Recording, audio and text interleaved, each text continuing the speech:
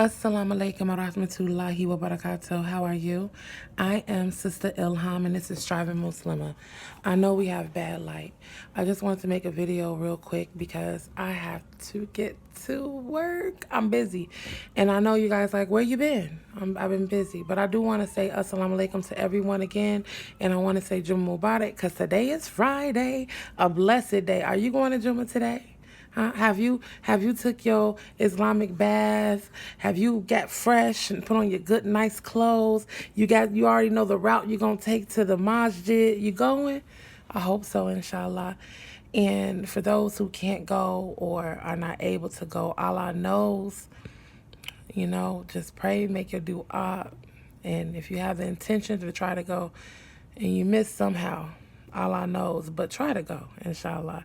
That is the best thing we could do. We really need to try to go. Let nothing stop us from doing our duties to Allah, because He is first and foremost. Alhamdulillah.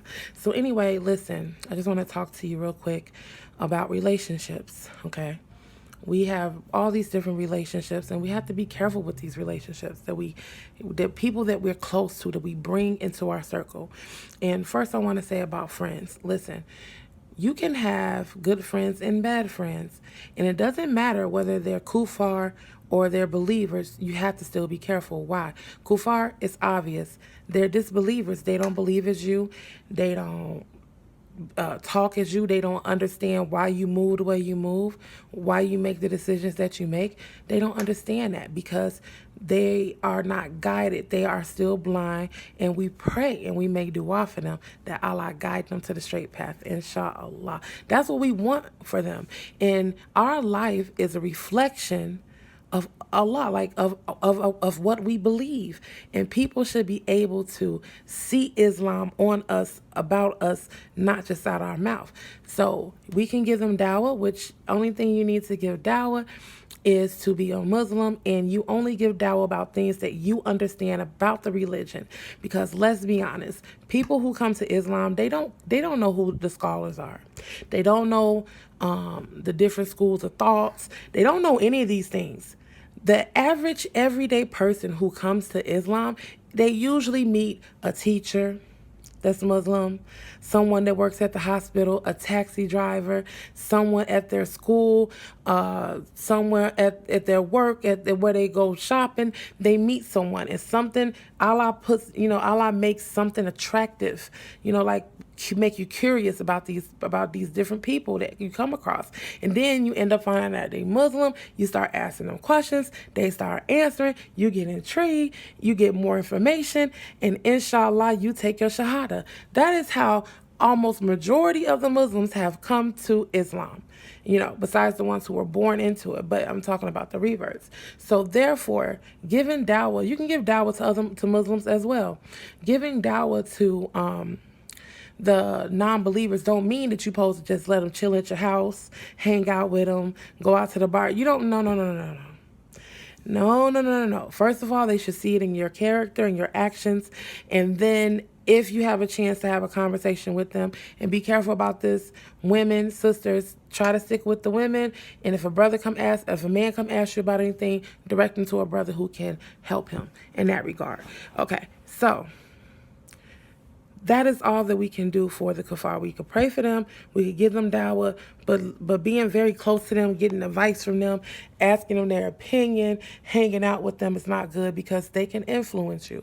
And you do not want to be heavily influenced by someone who does not want to make it to Jannah, who doesn't even know what Jannah is, who doesn't, whose priorities are not Allah and yours are. So keep that in mind.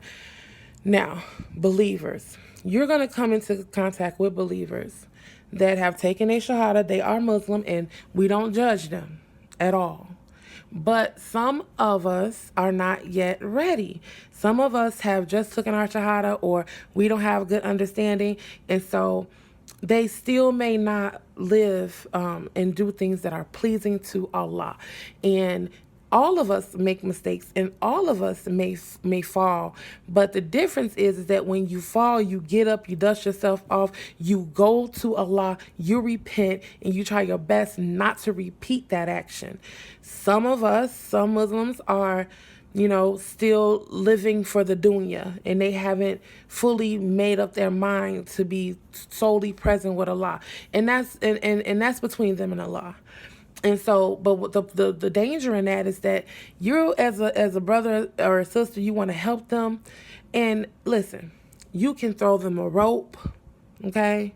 They could be in a pit and you could throw them a rope. You can even step in the pit, try to pull them out. You can tell them how to get out. You can call the rescue crew. But if they don't want to make any efforts, they're still going to stay in that pit. Your issue is you don't want to climb into the pit with them. You got to be careful. You got to be careful who you associate yourself to.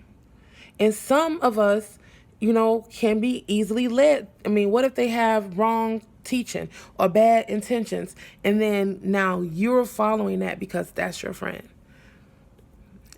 Be nice, be mannerable, be courteous, be helpful, pray for them. They need help, help them, but keep a distance, because at the end of the day, it is your job to make sure you please Allah and you get there. You have to save yourself. You cannot save anyone else who's not wanting to be saved, or Allah is not guiding them to be saved. Like, you can't. You can do your part by reminding them of Allah, making dua for them, being nice, being courteous, but be careful who you let into your inner space. Family, you're close to them, you love them, you still have to be good to them no matter what. You got to be good to them. You got to be kind to them, because Allah loves those who keep their relationships with their family members. But you also have to be separate in the sense of you have to let them know, listen, I don't move like this no more. I'm not going to have these type of conversations. Like if they're putting pressure on you about you being a Muslim and all these different things, this is what you believe, and you have to stand firm. You can't back down when anyone challenges you. You have to stand firm, but you do it nice. You do it with respect. You don't have to be mean. You don't have to be intolerant. And the next people I want to talk about is people who you get your, people who you learn Islam from, who you get your teaching from. Be careful, because some of us out here are fanatical. You either have people who are not too much involved in their religion, who don't practice it. Then you have some Muslims who are fanatical, like way over the top, completely making up things. And I've had people come to me and mistreat me and try to abuse me because I'm a woman, and that's what I believe. But if I'm wrong, may Allah forgive me. Because I'm a woman is what I believe. I was told I can't do dawah because I don't know Arabic, because I haven't went to Saudi Arabia, went to school, but that is not the requirement from Allah for us to be able to make dawah. Every single believer has a responsibility to call other people to the religion. That is all dawah is. It's to call people to the religion. And if Allah gives you knowledge, like you're able to go and study and learn Arabic and all that, you have a bigger responsibility, even more so than me. More so. It's a bigger test for you. That knowledge is a test for you. That knowledge will not avail you before Allah if there's other things that you have not done, if your intentions are not good, if you do it with bad manners. Some people are rude and disrespectful, period. And I've had this encounter multiple times since I became a Muslim with other Muslims. I'm not talking about everyone, but you don't if I don't know you, you can't just walk up on me and start talking crazy to me. Yeah, you this, you that, and you did. Excuse me? Because I won't hear anything you have to say, because you just disrespected me. There is a way to deal with people. There is a procedure that Allah has put in place, especially me being a woman. So brothers, don't step to me. I have a husband. You want to find out who that is, or you say something publicly where everybody can see. Like, don't be in my DMs trying to tell me what to do. Like, you have no power over me at all. Allah is first. Then I have a husband. You know what I'm saying? I have parents, you know what I'm saying? I have brothers, I have protectors. You're not the one, okay? Some of you sisters, the same. You're rude and disrespectful, okay? I'm not going to name out any particular people because we're all just Muslim. We took our shahada and I recognize you as Muslim, I'm Muslim, period. At the end of the day, It's how you bring that message. It's how you come to someone. It's how you relate to them. It's how you have to humble yourself. You think giving dawah is easy? You should always be concerned about what comes out of your mouth, how it comes out of your mouth, and how it's perceived. Why? Because you're going to be held accountable for saying whatever you said and doing whatever you did, or how your brother or sister will perceive it. Now, you can't help it. Some people just want to, just want to take it bad, period. Like, no matter what you say, no matter how humble you are, no matter how beautiful words you bring to them, they just want to make it negative. Okay, you leave that with Allah. You make dua, you leave it with Allah. But you don't want to harm your brother and sister, and you don't want to use Islam to do that. You're going to be held accountable. I will be held accountable. So I make it clear to say, I am a student. I am still learning. I am not a scholar. I am not anybody's teacher. I am just a sister who is a revert, who is striving to get to Jannah, and I am here for a support for my brothers and sisters in Islam, because some of us don't have support, help, or any understanding. So the small understanding that Allah has blessed me with, it is my duty to then relay it to those who may not have it, or it can be used as a reminder for those who may have forgot it. And that's it. That's it.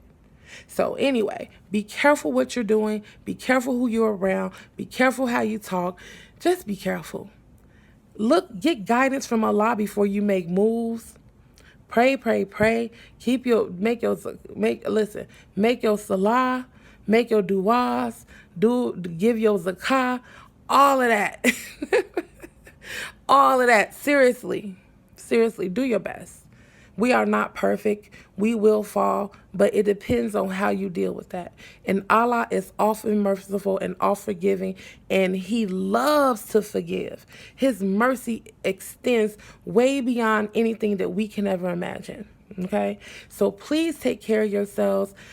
I love you for the sake of Allah. If we never meet in this dunya, I pray we meet in Jannah. Assalamu alaikum wa rahmatullahi wa barakatuh.